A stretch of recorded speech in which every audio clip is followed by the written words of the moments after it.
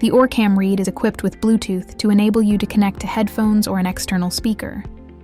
Press the Bluetooth pairing button on the speaker or headphones. Note: you might receive some audio feedback.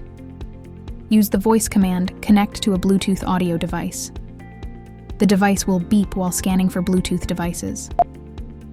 Once you hear the name of your Bluetooth audio device, press the round button to connect it. You can also connect to a Bluetooth device using the settings menu. Reading main menu. Enter the settings menu using the volume buttons, scroll to the connectivity settings menu, and then to Language Bluetooth settings. setting menu. Volume menu. Connectivity setting menu. Bluetooth setting menu. Select the option to connect to a Bluetooth audio device.